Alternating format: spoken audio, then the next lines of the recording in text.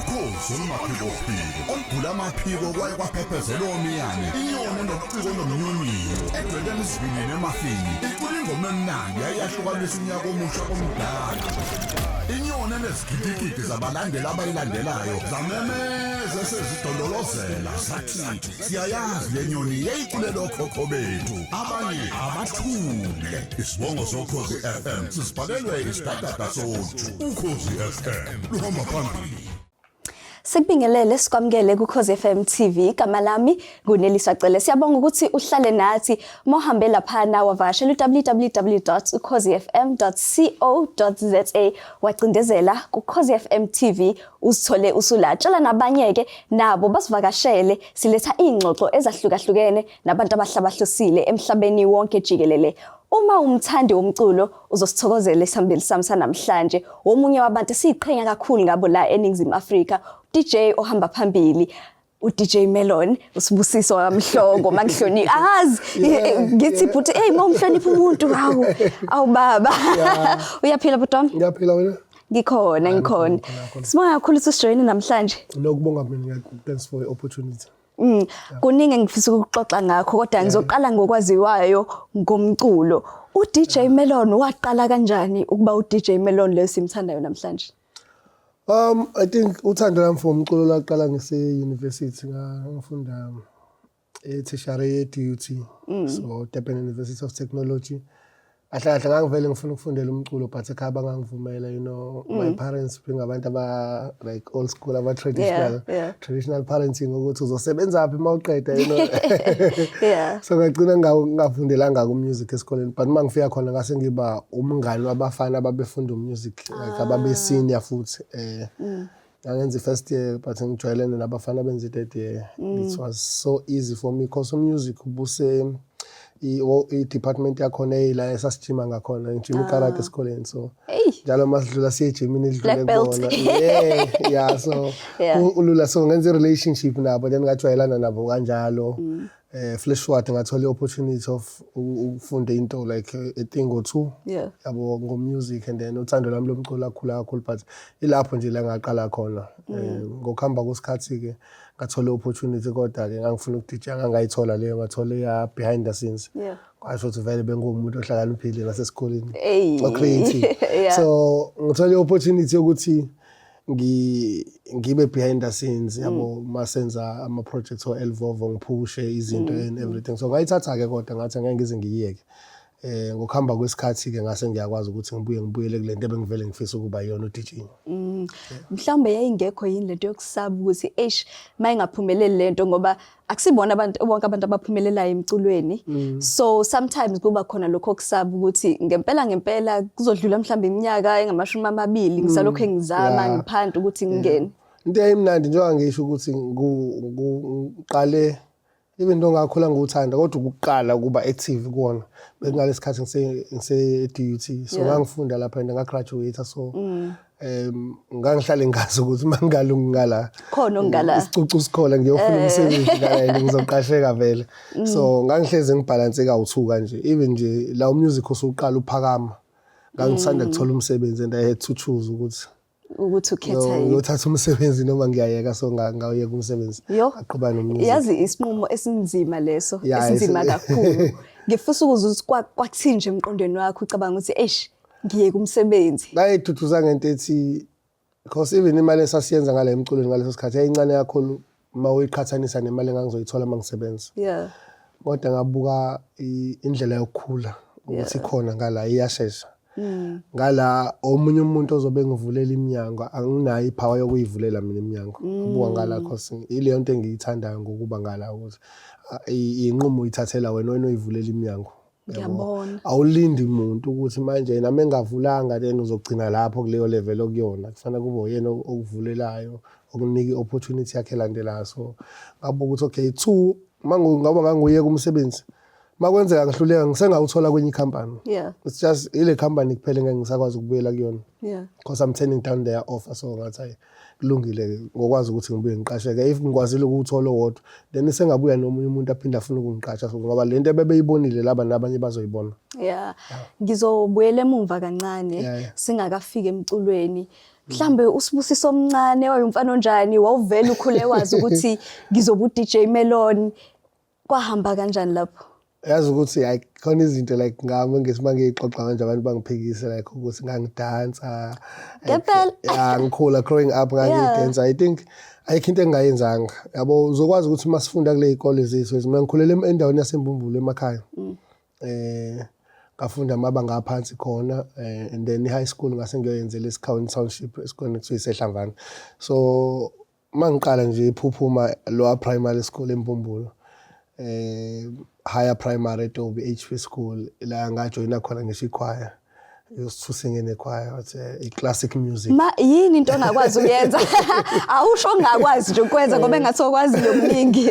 So class teacher wethu was forced ukuthi sonke eclassini siyojoin ichoir, you know. So I'll listen to ngikhule ngilalela ngicela uma ngiphathele o macassette o Pavarotti. My brothers babe understand ukuthi lento hlala uyilalela. You know, Placido Domingo, all this classical music, the three tenors, the original ones. So benga understand ukuthi why ulalela this thing, and then ngokuhamba kwesikhathi ekhaya sonke bagcina sebeyithanda. You know, I remember like maqala ngene era ama CDs asine CD Pavarotti and Friends. Yeah. And no Pavarotti classical music but mixing namanye ama genre or Brian Adams, and I was learning a lot in terms of collaboration, sing umuntu okwi classic music collaborating with a rock and roll star but keep such a nice unique song. So ngaqala kanjalo nje. Ukhulume yini mhlawumbe nothisha bakho noma nabantu owakhula nabo bathi nje mase bekubonisa lento yiyona namhlanje? Last year I took time to go back to the primary ngangifunda kuyona, and right now there's a project esibhizi ngayo where we're trying to I'm not trying actually. We are starting a project of building with my brothers nabangani babo. I introduced the concept after ngile. We building 2 smart classrooms. Yeah. We primary ngafunda kuyona, meaning we sifuna ingane ifunde emakhaya izwe ukuthi njani ukuba se multiracial school. Yeah. Ngaphandle kuba se private school. Ngaphandle kokuthi ye private school. So izwi lapha, so we gonna build ama class azoba kuleyo level leyo awuthu nje aseceleni. And that's why I donated lesa school. So I was there, I donated a couple of items, ama-jazz ball and ngangena into ye-sports, and then mase ngibona iclass engangifundela kulona lingasasetshenziswa ngacela ukuli-upgrade. Yeah. Selizoba 2 classrooms and then libe science lab, computer room and everything. Yeah. Kuyinto encomekayo leyo ukwazi ukubuyela ekhaya. Yeah. Unike labo bantu akuyibona abakwenza ukuthi ube umuntu lo onguyena namhlanje. Yeah. Mhlawumbe ke masithi ukuqhubeka ngiyayizwa background yakho inama arts ahlukahlukene ezobuciko, yizona lezi zinto ezibe nomthelela emculweni wakho nangendlela okhipha ngayo umculo wonke lama background oclassically, umdanso ngalana, zonke lezo zinto? Ayizona ngifuna uqamba amanga. Abo ngikhule ubaba wami wayelaleli Lady Smith Black Mambazo ngendlela engakaze ngiyibone like ne Soul Brothers. Awuwork amaculo abo engawazi like from A up to Z. Alikho iculo Black Mambazo engazange ngilazi. So after Koze Kuse mangiqala like ngibe ngathi sengi-artist elibonakalayo eSouth Africa, into enganginayo ekhanda yayiwana ngifuna ukucollaborate ne Smith Black Mambazo, and I'm happy to say lelo phupho lami lafezeka, and senza sa-collaborator in a song elalithi Hlonipha Respect, and into eyangithinta kakhulu ngalo, like it's one of my favorite songs. Ukuthi ubaba uMshweni Shabalala wayekhona himself, he sang on the song, and I think that was the last recording I enza. So that was my song, so like yangithinta kakhulu leyanto, like ukubona yena like e-studio ngangazi nokuthi ngenze njani. Yabona luckily kwakhona umfowethu uMondli, like cause mina nje ngangazi ukuthi kufanele ngenze njani ngithini bana mina abantu engibahlonipha kakhulu labo ngena nabe studio. So leyanto le yokufunda ukuhlanganisa ama genre ayi-2 ku music from growing up ngilalela amanye ama artists me collaborate. Yabo Black Mambazo collaborating no Dolly Parton overseas namanye ama artists aphesheya, so kwangisiza kakhulu because that's what I'm doing now. Yazi imbuzo enginayo mningi. Angazi nanokuthi ngiqala ngomuphi, kodwa ke ngizoqala ngalana. Impumelelo eNingizimu Afrika siyibone ngendlela eyodwa. Sibona ukuthi uDJ Sibanibani siyambona laphana emaklabhini ethize, siyawuza umculo wakhe emsakazweni eyahlukahlukene. Ilevel osukuyona manje, ilevel yokuthi usudlalela umhlaba wonke jikelele, awuseyona umuntu odlala eNingizimu Afrika nje kuphela. Kodwa umuntu osihambele emgwaqeni angathi yazi uDJ Merlon ngamgcina indoda yakho u0 le ngalezi yayinsuku. Kodwa umculo namanje usawukhiqiza, namanje usawumuntu osebenza emculweni futhi ngempumelelo emhlabeni wonke jikelele. Mhlambe khona yini indlela thina zakhamuzi zaseNingizimu Afrika esibheka ngayo impumelelo emculweni ukuthi impumelelo inje kanti kahle kahle ingaba nje? Hey, yabo lento isho like it's one of the things sometimes ingenza ngibe emotional, avoid ngisho ukukhuluma ngayo, you know, because I think that's the part of my journey ngazange ngibe lula, when I was like, okay, I've done everything at home, ngaba ne-song of the year, yonke into, like noma uya kwi-list yamaculo akahlukanisa unyaka uyayibone lapha, alikho i-artist nje lona ekuthiwa lihleli-ke yonke iminyaka izibe ko-10 uyahlukanisa, and then what next? Yabo ngenhlanhla i-era engikhulele kuyona nokuthi umuntu waye esikoleni yabo uyakwazi ukuthi usebenzise i-technology ngendlela ekuyiyona, so uxhumane nabantu abasemazweni omhlaba. Also we have role models such as our big brother Black Coffee, sikwazi ukubukela kubona, sibuze nemibuzo, abantu abaseduze kuthina sikwazi ukuthi sithole information ngendlela right. So ngathi abantu base-South Africa, most of them, especially labantu laba basha, they're not aware ukuthi umhlaba is becoming into eyi-one. Ngendlela yokuthi kudala mawukhipha i-CD, beat, i-cassette or i-LP ngekhathi zama-record, release into yakho iphelele la eSouth Africa. Such a big superstar Brenda Fassie wetholakala la in neighboring countries nje, but e-Africa ongeke uze umthole mhlawumbe usofika e-Egypt kuthiwa no uyadayisa itolo ugcwele, noma uthi ye-USA ufice gcwele, but bona bebesilethela thina because ama-companies adistribute music kufuna uqala ucabanga ukuthi abesukaphi, asuka ngale. And then ngalesikhathi siphuma singena kwi-digital era, mangirelease ngihleli endlini yami or e-studio sami kwi-laptop, ngi-upload ingoma, ngifake, ngiselect ama-date, ingoma ibe available not eSouth Africa kuphela, umhlaba wonke. So sekubalekile ukuthi mawukhiphile ungasafocus kubantu abawu plus minus 59 million eSouth Africa, but wazi ukuthi there are billions across the globe abathola le ngoma yakho le ireleasile nabayilalelayo. If uya kwamanye ama-platforms, ama-digital stores, ayakubhalela nokuthi ingoma yakhe idlala ama-countries amangaki, nokuthi ilalelwa abantu abangaki, idlalwe kangaka kule country, idlalwe kangaka kule country. And then those are people abazokwazi ukukubhuka, and these people bayakuzwa bangene kwi-page lakho ku-social media. So thina still sisafuna ukupromota le South Africa kuphela. So ngenhlanhla yokuthi mangisebenza emculweni ngaqala behind the scenes, ngangibuka ukuthi nazi izinto ezisilimithayo nezenza kuthiwa okay lo muntu kade edumile usephuphile. It's because ugida ndawonye awuqhubekeli phambili. So you're doing into kade uyenza 10 years ago, and then people they will get bored with time bese bayaphuma kwena bangasakusupport because so bekusupportile awukhuli awenzi lutho lokumile la wena uma into eyodwa. So ngathi no, I'm not gonna fall for that. I want to grow in the industry. I want to see what other people are doing in Europe, in America, everywhere in the world. So I decided to no, ngifuna ukukhula mina. So ngaqala ke like ngashintsha indlela yokwenza, which was the part ebengisho it was the most difficult one, trying to release amaculo that appeals across the globe other than amaculo azothokozela ekhaya kuphela, but without losing imarket yasekhaya. Ngalesikhathi ngizama ukwenza njalo, ngifocusa ngale kwase kuba khona into yokuthi ngehla kancane la ekhaya, you know, and then that's when I got some comments ko Facebook, ubona umuntu ebhalile ukuthi uphuphile wena wagcina ngekoze kuse, muphuma ngaphandle we are being praised, well, getting paid better, you know, like indlela otrithwa ngayo ithanda ukuba ngaphezudlwana kwale yasekhaya. Ngokuhamba kwesikhathi kodwa ngokubekezela ukuthi angizange ngene kwi-pressure ukuthi okay ngoba abantu aba-understand ukuthi ngikuphi ngenzani. Ngathi umuntu ofuna ungazi uzongena kwi-social media amafika abone ukuthi ngikuphi ngenzani, ongaboni okwakhe lokho. Mina I'll always mention mangikhuluma ukuthi I'm still existing, I'm still working, so ngaqhubeka. And then boom kwaba ne-COVID, and then after COVID because I got a contract yokuyodlala ukjoina ama-nights of Black Coffee e-High Beat. The High Beat is number one club in the world. And then COVID happened, and then by cancel kanjalo. And then the following year baphinde banginike enye invoice. As usually bayashintsha per year. And then COVID yaqhubeka baphinde bayicancela again. Ish. And ngaba nengoma ebizwa ngethuba in ibit and collaborated with my brother Inhlanhla, one of my mentees. So sa collaborate on a song and we release the EP. The EP became #1 umhlaba wonke. Wow. Ebizwa ngethuba in ibit because sasihlale sinephupho lokuthi one day we'll go play ibit. And then boom, I'm invited again. And then last year yenzeka ke luckily, so I got a chance ngayodlala ibita. After playing ibita, my life changed. I would say that's where my international success began. Yeah.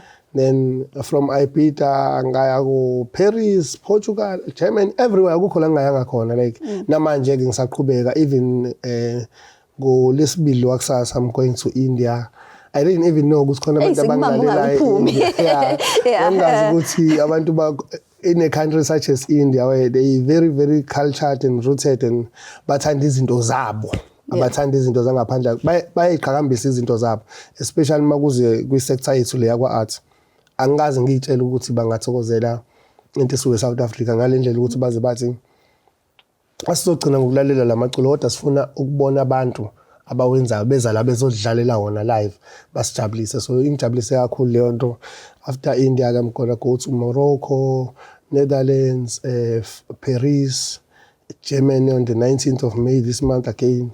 Netherlands ngomhla ka 27 I think Saturday le yokugcina.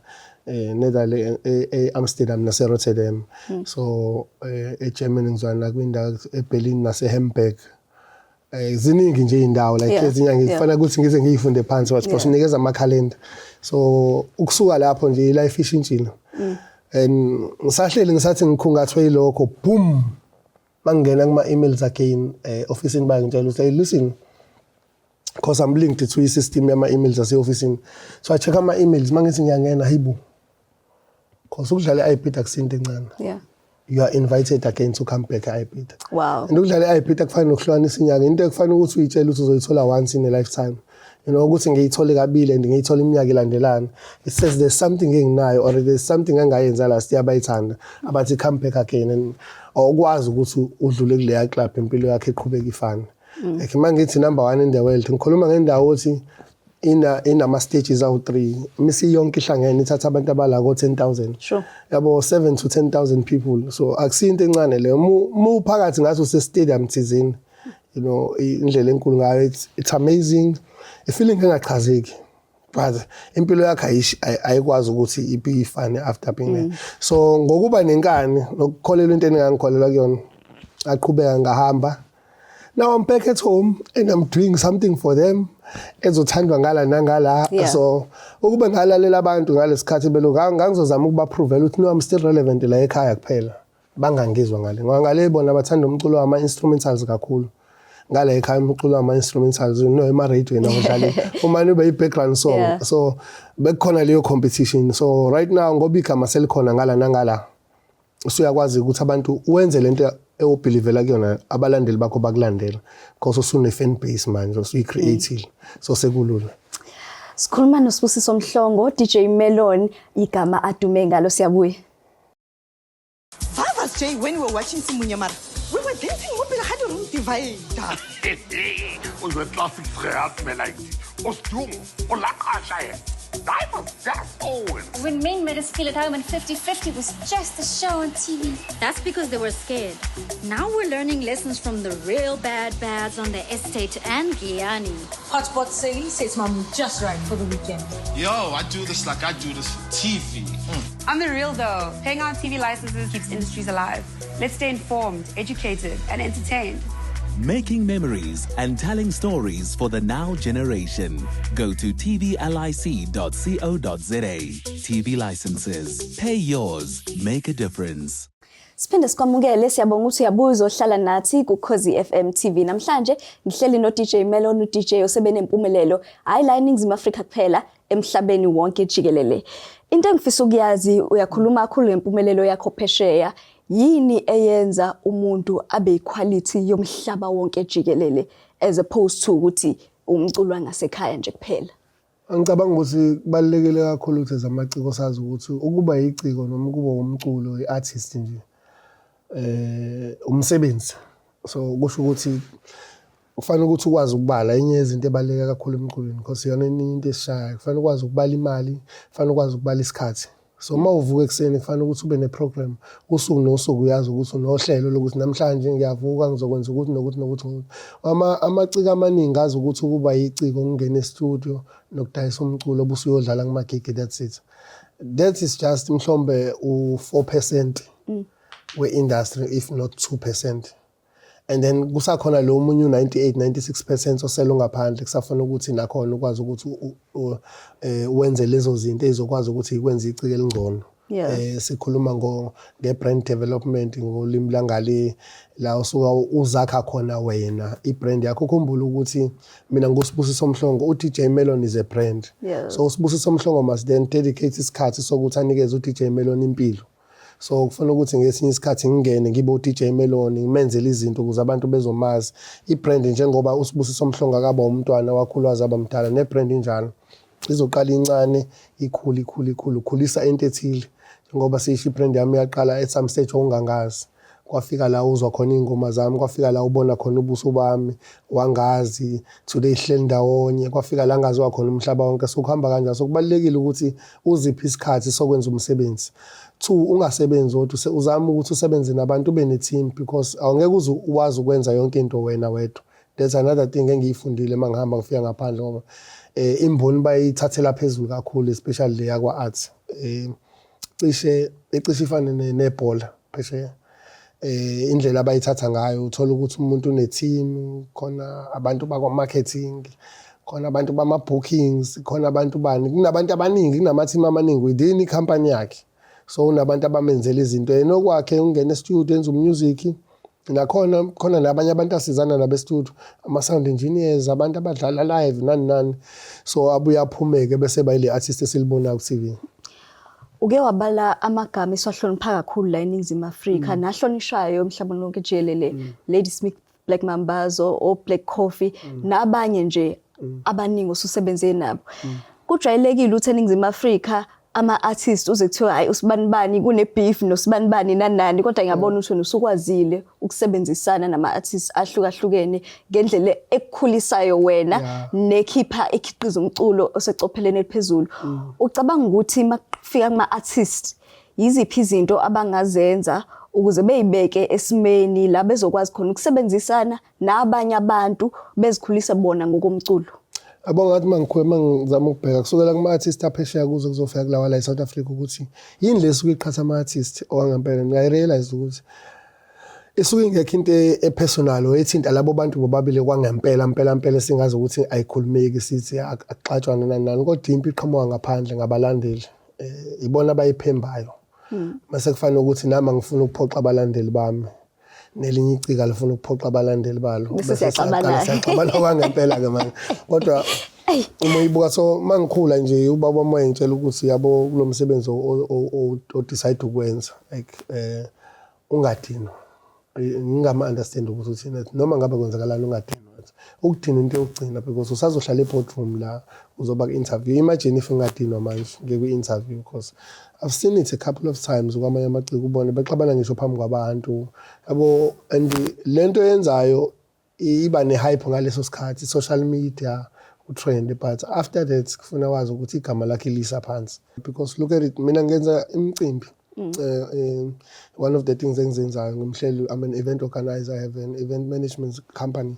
So angeke ngize ngifuna ukuthi umuntu oyisiqhwanqhwango size ngithi asize sizo entertain ama guest wami because labantu laba basuke bethenga amathikithi ukuze emcimbini wami sengizosaba ukubhuka manje ngithi hayi ngeke lo muntu lo aggressive uyadinwa nani akakwazi ukusebenzisana nabantu because mawufika emcimbini kunama artists amanye awu10 ufuna ukuthi nihloniphane ne-section eyodwa yokuhlala if ungakwazi ukuthi uphilisane nabantu kuyaqala kulimaza umsebenzi wakho lokho. So abantu abaningi baba carried away by hype isikhashana ukuthi kune-hype nje egama lakho lapho but abakuboni ukuthi le anti iyabalimitha in terms of growth.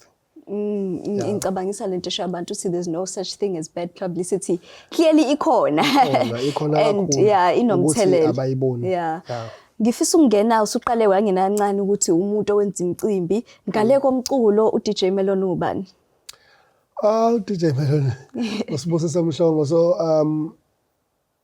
ngi-involved entweni eziningi njengoba ngisho nje ngumuntu othandayo ukukhula and at some stage ngeke ngahlala like ngenza i-study like kubantu abamnyama besilisa njengomuntu wesilisa abaphumelele kakhulu eSouth Africa. So uma ngenze i-research ngihleli phansi ngibalandela ngawana I think angibona ukuthi none of them bonke ba-involved kuma-companies more than 20. Sure. Umuntu uyambuka nje ukuthi i-top 10 yonke yabantu besilisa ekuthiwa laba-ke top 10 richest men eSouth Africa bonke banama-companies ba-involved kuma-companies banama-shares. Amanye bawa-owna ngabodwana, amanye banama-shares kubona, banama-partners kubona, but bonke ba-more than 20. So nami ngiyathanda ukuthi ngingafocus entweni eyodwa. Once I get it right, ngithola i-team iyaqhubeka iyayi-manager, ngibuye ngenze okunye, because ngiyafisa ukukhula nami ngifike kulawo ma-levels where we are amongst abantu abathile uma sekubalwa i-top 10 kuthiwa your name is there. Yabo. So that's one of the things engikhule ngithi okay fine. So I did the study and then ngabona ukuthi no awukwazi ukuthi ufaka amaqanda akho kubasket oyi-1. So kubalekile ukuthi if unaso isikhathi unamandla unawo so udlulele nakokunye yabo, because ukhumbula ukuthi ngalamathuba esiwa-create-ayo siqasha abantu ngoba kuthiwa eSouth Africa imisebenzi ayikho nani baningi abantu abasebenzayo even emculweni kuphela. So ngale kwalokho ngihlela imicimbi and ngomuntu oyithandela agriculture kakhulu even though ngeke and I like into eyifana ne-property, you know. Yeah. So that's just me. Ngiyayithanda lezo zinto, izinto engiyithandayo nezinto engifisayo ukuthi ngikhulele kuzona kakhulu. Mhlambe sikhulume ngezinto ezifana nemicimbi, ikuphi abantu abangakulindela esikhathini esiphambili? Khona ama-events ozowa-hosta, khona indawo osazoyivakashela? Yeah, you know, like last year bekunyaka omkhulu kakhulu asibuya khona COVID kunzima, but uJehova muhle umuntu wakwazi ukuthi last year ngokupartnerisha namanye ama-companies eBhalito saqala into ebizwa ngokuthi i-Big Week. Yeah. So lapho kwi-Big Week benginemicimbi eyi-2 mina sakwazi ukuthi sibambisane nabo sahosta u-Black Coffee kwenye night sabuye kwaba khona enye ngangihoste khona i-Black Mambazo like ngishilo ukuthi ngiyayithanda kakhulu no-KO noSjava in one night nemafika izolo Q-Twins noMondli Ngcobo. It was a big concert nayo. So na this year ke yaqhubeka, so i-Big Week iba 7 days of non-stop fun. For 7 days usendaweni eyodwa. If ufike esayithini yakhona we are creating the experience for abantu ukuthi ba-enjoy, unga-enjoy umculo kuphela. Uma ungena lapha yasenezinto ezinye eziningi khona ngisho isibhedlela lapha. I think we are gonna go to a point where even siba ney'ndawo zokulala khona kwi-venue ngikwazi ukuthi abantu bafike bakhempe, but okwamanje sisagcine lapha. But we created like a mini clinic enembhede ewu-100. Wow. Mhlawumbe uma ukuthi usudle kakhulu izidlo uyakwazi ukuthi uhambe ulala lapha baku-detox noma uthola ukwenyela ukuthi uyadansa. Khona abantu abadala abathanda amavosho ukuthi ungene uthole usizo, ungafanele ukuthi kuze kube khona i-ambulance nani. Khona la ukuthola usizo la kuba khona onesi nodokotela esayithini alikujatshula kwenye indawo. Kunama-businesses amaningi, iy'ndawo zokudla, iy'ndawo zokudlala, iy'ngane nabantu abadala, yonke into ongayicabanga iba khona nje, kuba yi-festival enayo yonke into.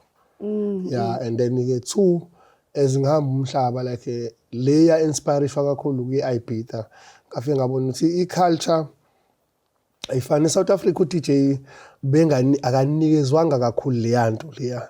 I-artist liduma kakhulu kuno-DJ. Even like I can walk a mall ngiphume ngale kungabi nankinga, but for an artist to do that kwi-peak yami ngihambe emall abantu nje hey hayi ku-right. Uma kuhamba i-artist kufanele kuze kuvalwe because o-DJ bebenganikwa leyo nto. Even uya kwi-festival istage sa-DJ i-DJ booth iba semumva.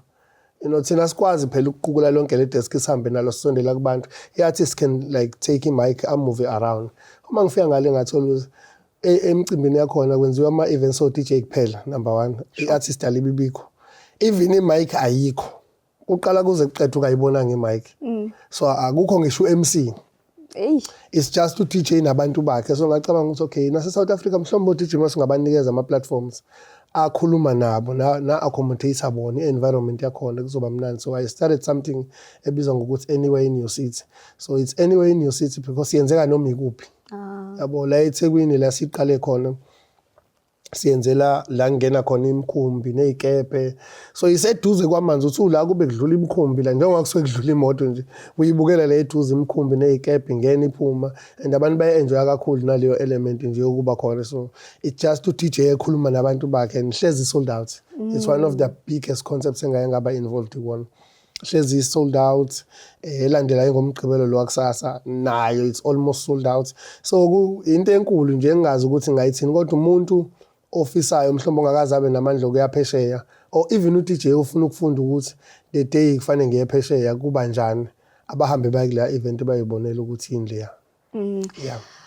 Umsebenzi wakho muhle yancomeka kuningi singakhuluma ngakho ngifisa ukubuza nje izinto ama questions a light here and there mhlambe abantu bazokwazi uDJ Merlon izinto oyigqokile ngiyabona ukuthi akuvelanga nje kwacinyezwa kwathiwa ngiyaphuma naso skipa nanani umuntu oyithanda ifashion vele kakhulu angifuna uqamba amanga yabo especially liyala ekhaya kakhulu ngiyayithanda kakhulu ama designers ethu aseseqophelweni lesabekayo lemangazayo so kuyajabulisa ukubona ama designers ase South Africans izinto ezinkulu kanje so ngiyayithanda kakhulu and I believe in it and ngihleze ngenza sure ukuthi ngiyarepresent even ngihamba nje kakhulu ngihleze ngenza sure ukuthi kufanele ubonakale like I think enye into engichaza kuyiculture ama DJs like you can go on social media and just search wonke ama house DJs. I think into esiphila nayo leya. It doesn't have to be expensive clothes. Yeah. Siqoka kahle. It's just fashionable. Istyle esihle. Izinto eziningi introduce yithina. Mawusu notice kahle. Yabo right now siphuma la kulama bhlukwe sesithanda ukugqoka amabhlukwe amakhulu. You know, you'll see with time like everyone is going to adapt to that. Kumele umuntu abe uDJ engathi izinto zami zizomqondela abantu ba uDJ. Ukudla, what do you enjoy eating? Iziphi izinto oyathanda ukuzidla? Ngenxa ukuthi masihamba umhlaba kakhulu isikhathi sokujima ubungasithola thola so I think I enjoy eating a lot of izinto healthy because akujimeki manje yabo umuntu une problem so ngithanda ukudla ukuhealthy nje. Kodwa phela nenyama jarende ithuba vela ngenza sure ukuthi ngiyayithanda like especially kuma restaurants la abasazi istori sabo because ngumuntu westeak so ngifuna la abakwazi ngempela ukusenza also ngiyathanda ukudiscover izinto ezintsha ngisaba ukuzama ukudla engakaze ngikudla. Isikhathi sakho mawubhorekile nje ufuna ukuphamisa imlenze yini into ekulethela ipeace? Gym. Like I said, ngikhula bengijima karate by the way, so I'm black belt in karate second 10. So into engilethela ipeace ukujima. Ngisajima namanje yikho nje ungasozwa ngibona mhlawumbe kuthiwa ngiyolwa neartist elithile boxing ngiyadla lento le ama exhibition matches. Because ngiyibona ngathi kuba unfair ngoba mina I'm a professional fighter so ngabe nje kuthiwa mhlawumbe kuzophela sekuthiwa khona sesibhedlela nani abafethu ngihlale ngibabuka ngibaxolela nje ngibasupporta kuphela so ijim yona into ngabaqeda laba angifuni ukuthi nje baze basondela ngihlale ngibuka ngithi ngolulu yabo so into nje engasoze ngadlalela ithuze kwakho phela abantu bayalimala lapha muzothatha i-professional fighter uyifake ne-amateur fighter then khona into esuke izophuma lapha ngeke kuze kube mnandi kanti le nto kusuke kuyi-exhibition match so nje kubukiswa just like siyedlala ibhola sama artists so into enjalo so ngumuntu othanda ijim kakhulu. Ngizophetha ngombuzo mhlambe noma i-comment ongafisa uyishare nabo bonke nje abalandeli bakho abantu baseningizimu Afrika nasemhlabeni wonke nje jikelele abantu abaconsume umculo wakho. I think number one ufuna ukuba encourage ukuthi ba support. Number one masenza ama events baphume bayobuka. What we doing manje we asenze into ekuthiwa senza ama gig. Uya kwi gig like uzofika ku DJ typical. Mase create experience manje ukuthi umuya lapha ubuye uze ukuthi yazi ngivuselelekile I can go back to work. Mhlawumbe uyazi ukusebenza kunengcindezi. So manje creator into eyi-therapy where uyazi ukuthi uyo-relaxa, kuvuleka ingqondo, ukwazi ukubona izinto ngenye indlela. So ubuye ofisini usu-active again. I did production management esikoleni, so that's one of the things esasiyifunda ukuthi umuntu usebenza kangcono if umqondo wakho uvulekile usabalele. So we creating experience. So ngicela ukuthi abantu bawu-support music. 2, bangayeki ukuthenga. I know ukuthi i-technology ivula ama-angles athile ukuthi usukwazi ukumane u-email ingoma, uma uyithenga ungi-emailele nami ngiyidlulise nge-email noma nge-WhatsApp noma ngani. Sekulula ukushare music, akusekona lokhu i-piracy yakudala bekufanele ukuthi ukuze uyotape ulinde ingoma i-right nana. Manje just nje share, that's it. So ungcono bashare ama-links lawa aseyitole la adayisa phela lo mculo ngoba siwenza akudli thina kuphela yabo, ngoba ubona i-artist mhlawumbe kunabantu abawu-20 abangemuva ba-benefita from this music. If ungacollapse i-music industry kuningi okungonakala.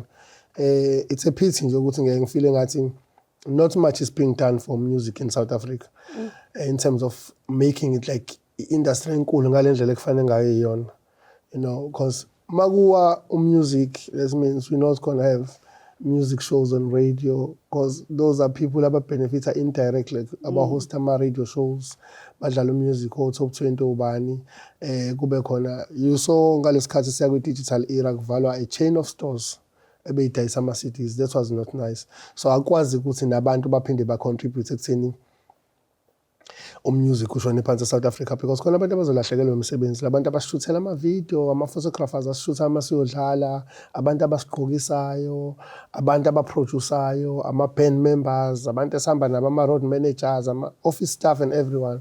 Asikwazi ukuthi labo bantu balahlekelwe umsebenzi. So abantu abavula umqondo ukuthi mangithatha u10 rand wami ngithi ngithenga ingoma, I'm not just supporting uDJ Merlon, I'm supporting the whole nation. So benza ukuthi umusic uphinde ube imboni efana nezinye, the career path we're taking. Yeah. Ngibonge kakhulu ngesikhathi sakho, sifunda okuningi ngawe nangomculo. I'm sure abalandeli bahlomlile ngakho konke ukushilo namhlanje. Ngibonga mina, ngibonga kakhulu. Ngiyabonga nje support abanginike yona. Abantu abafuna ukwazi kabanzi ngoDJ Merlon, they can go kwinkundla zokuxhumana on social media, baye ku-Instagram @DJ Merlon, Facebook DJ Merlon, Twitter DJ Merlon, na yonke indawo enye nje abangayicabanga khona indlela ukuthi sixhumane nabo. Bafuna ukukhuluma into ethile bang-DM. I'm a very, very friendly person. Kuma fans am aloyal laba beza bezodelela. So yeah, kumele uyicacisha le ungeze uzodelela no. Like I'm a very, very ngumuntu omnandi.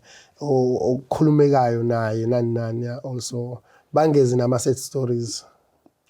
Ayikho into yenza kube nzima ukusiza umuntu. Once waqala mention set story, mawufuna usizo uhlala endabeni ukuthi ngicela usizo. Phela ungaqala ubala ukuthi angilali ngingadlile nani because wonke umuntu uyadlula lapha, it's just a face. Ngicabanga ukuthi njengoba bazile ukuthi khona ne-black belt sebezohlonipha ngempela, angeke benze into eyibheke eceleni. Bekuyena uDJ Merlon kuKhoze FM TV. Ngiyabonga ukuthi uhlale nami, asiphinge sihlangane kwenye episode.